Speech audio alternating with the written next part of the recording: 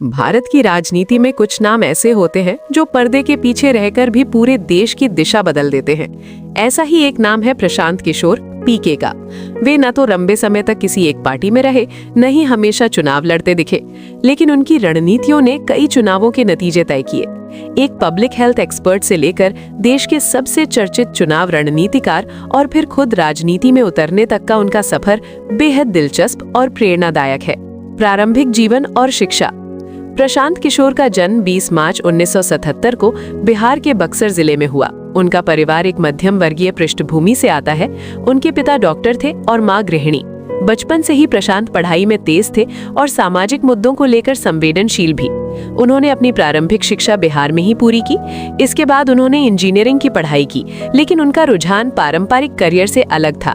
वे समाज में बदलाव लाने के लिए कुछ बड़ा करना चाहते थे। करियर की शुरुआत संयुक्त राष्ट्र यानी यूएन के साथ काम। प्रशांत किशोर ने अपने करियर की शुरुआत पब्लिक हेल्थ के क्षेत्र में की। उन्होंने संयुक्त राष्ट्र यानी यूएन के साथ काम किया और कई देशों में स्वास्थ्य संबंधी प्रोजेक्ट्स पर काम किया। वे अफ्रीका और एशिया के कई हिस्सों में गए और वहां की जमीनी समस्याओं को करीब से समझा।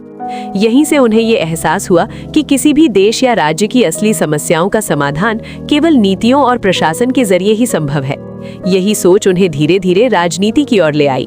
राजनीति में प्रवेश। नरेंद्र मोदी के साथ सफर। प्रशांत किशोर का नाम पहली बार राष्ट्रीय स्तर पर तब चर्चा में आया जब उन्होंने 2014 के लोकसभा चुनाव में नरेंद्र मोदी के लिए रणनीति बनाई। 2014 चुनाव और चाय पर चर्चा। उन्होंने सिटीजन्स फॉर अकाउंटेबल गवर्नेंस नाम की एक टीम बनाई और आधुनिक तकनीक, डेटा एनालिसिस और जमीनी स्तर की रणनीति के जरिए चुनाव प्रचार को नया रूप दिया। उनकी कुछ प्रमुख रणनीतियां थीं: चाय पर चर्चा अभियान, 3D होलोग्राम रैलियां, सोशल मीडिया का व्यापक उपयोग, युवा मतदाताओं को टारगेट करना। इन रणनीतियों ने चुनाव प्रचार को पूरी तरह बदल दिया और बीजेपी को ऐतिहासिक जीत दिलाई। आईपीएसी की स्थापना। 2015 में प्रशांत किशोर ने अपनी company Indian political action committee (IPAC) की स्थापना की। ये एक प्रोफेशनल चुनाव रणनीति और कैंपेन मैनेजमेंट कंपनी है। IPAC का मकसद था राजनीति को प्रोफेशनल और डेटा ड्रिवन बनाना। बिहार चुनाव 2015, महागठबंधन की जीत। 2015 में प्रशांत किशोर ने बिहार विधानसभा चुनाव में नीतीश कुमार और महागठबंधन के लिए काम किया। प्रमुख अभियान: बिहारी बनाम बाहरी नैरेटिव, विकास और सुशासन पर फोकस, बूथ स्तर तक मजबूत संगठन। परिणाम: महागठबंधन ने बीजेपी को हराकर बड़ी जीत हासिल की। उत्तर प्रदेश चुनाव 2017, पहली बड़ी हार। 2017 में प्रशांत किशोर ने कांग्रेस के लिए उत्तर प्रदेश चुनाव में रणनीति बनाई।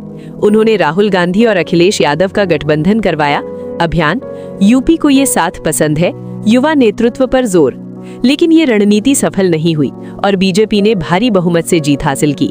ये प्रशांत किशोर के करियर की पहली बड़ी असफलता मानी जाती है। पंजाब चुनाव 2017, कैप्टन अमरिंदर सिंह की वापसी। इसी साल उन्होंने पंजाब में कैप्टन अमरिंदर सिंह के लिए काम किया। प्रमुख अभियान: coffee with captain, anti incumbency को सही तरीके से भुनाना। परिणाम: कांग्रेस ने पंजाब में शानदार जीत दर्ज की। आंध्र प्रदेश चुनाव 2019, प्रशांत किशोर ने 2019 में वाईएस जगन मोहन रेड्डी के लिए काम किया। रणनीतियां: पद यात्रा को मजबूत करना, जनता से सीधा संवाद, स्थानीय मुद्दों पर फोकस।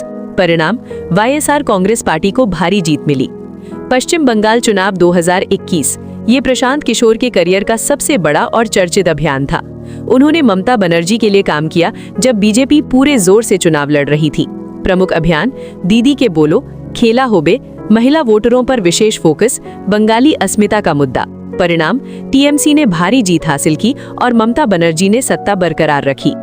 तमिलनाडु चुनाव 2021, प्रशांत किशोर ने डीएमके के लिए काम किया और एमके स्टालिन को सत्ता में लाने में महत्वपूर्ण भूमिका निभाई। रणनीति की खासियत। प्रशांत किशोर की रणनीतियां पारंपरिक राजनीति से अलग होती हैं। 1. डेटा ड्रिवन अप्रोच, वे हर फैसले के पीछे डेटा का इस्तेमाल करते हैं। ग्राउंड कनेक्ट, टीम बूथ स्तर तक काम करती है। ब्रांडिंग और नैरेटिव, वे नेताओं की एक मजबूत छवि बनाते हैं। टेक्नोलॉजी का उपयोग, सोशल मीडिया, ऐप्स और डिजिटल प्लेटफॉर्म का इस्तेमाल। राजनीति में खुद का कदम। 2022 में प्रशांत किशोर ने अपनी खुद की राजनीतिक यात्रा शुरू करने का फैसला किया। जन स्वराज अभियान, उन्होंने बिहार में जन स्वराज यात्रा शुरू की। इसका उद्देश्य था लोगों से सीधा संवाद, जमीनी समस्याओं को समझना, एक नई राजनीतिक व्यवस्था बनाना। उन्होंने गांव-गांव जाकर लोगों से मुलाकात की और उनकी समस्याओं को सुना। कांग्रेस और अन्य पार्टियों से दूरी। प्रशांत किशोर को कई बार कांग्रेस में शामिल होने का प्रस्ताव मिला, लेकिन उन्होंने इसे स्वीकार नहीं किया।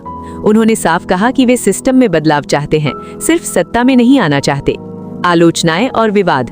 हर बड़े व्यक्ति की तरह प्रशांत किशोर भी आलोचनाओं से अछूते नहीं रहे।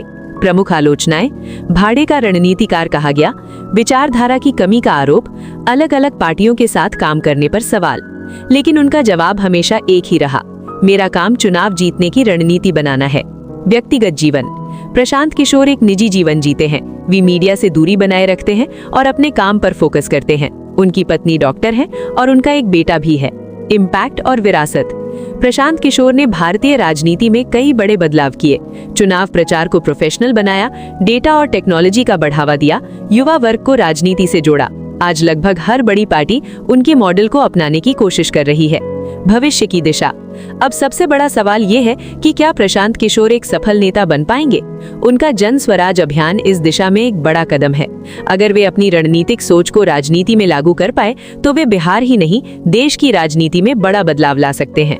निष्कर्ष: प्रशांत किशोर की कहानी सिर्फ एक व्यक्ति की नहीं, बल्कि भारत की बदलती राजनीति की कहानी है। उन्होंने ये साबित किया कि अगर आपके पास सही रणनीति, डेटा और जमीनी समझ है, तो आप बिना चुनाव लड़े भी राजनीति में बड़ा प्रभाव डाल सकते हैं। अब देखना ये है कि एक सफल रणनीतिकार के बाद क्या वे एक सफल नेता भी बन पाते हैं या नहीं।